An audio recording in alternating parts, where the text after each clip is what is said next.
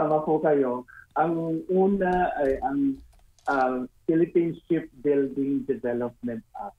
Ang Shipbuilding Development Act ay naglalayon po na i-modernize ang ating shipbuilding po dito sa ating bansa. Ano po bang ibig sabihin ng shipbuilding? Ito po yung paggawa ng mga boats, ito yung paggawa ng mga barko dito po sa ating bansa.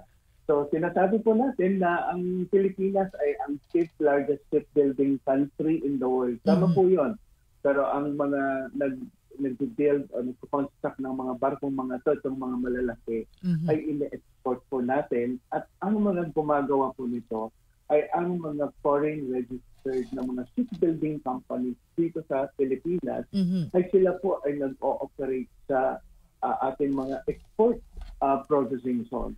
Ang deal na inaano po natin, na pinapanukala po natin, ay ang i-upgrade po natin at i-support ang kakayahan ng ating mga local shipbuilding company. So dalawa po yung klase ng mga shipbuilders dito sa Pilipinas. Ang isa ay ito yung mga foreign registered at ang pangalawa ay ito yung mga Philippine registered dito sa Pilipinas. Ito ay pag-aari ng mga Pilipino. Yung isa, ang may-ari po nito ay ang mga foreigners.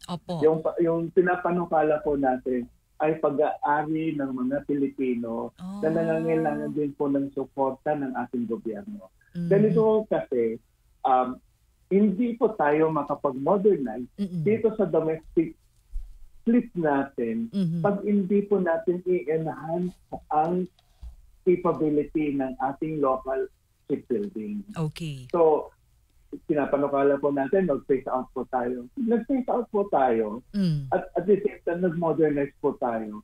Kailangan po natin umpisahan sa kakayahan ng ating shipbuilding facilities to meet yung mga demands ng modernization. Kung nag-phase out po tayo, anong mangyayari sa mga isla natin?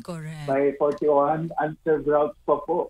So matagal-tagal na po, alam na po natin na tayo archipelagic country. Pero sa totoo lang po, nakakalungkot, hindi pa po natin na-connect ang bawat isla dito sa Pilipinas. At sa tingin ko, ngayon po yung pagkakataon na i-connect na po natin ang ating mga isla kasi marami pong mga Pilipino na hindi pa po nakasama sa mainstream. Marami po sila sa laylayan. At kung gusto po natin maging inclusive ang growth po natin, tingnan po natin ang sitwasyon sa mga isla po natin. Marami pong mga nagtitiraps doon at kailangan na po natin silang bigyan ng pansin. At sa tingin ko, ang 20th Congress ay isa sa ang mga katulong lang po sa atin kasi kailangan po natin yung bata.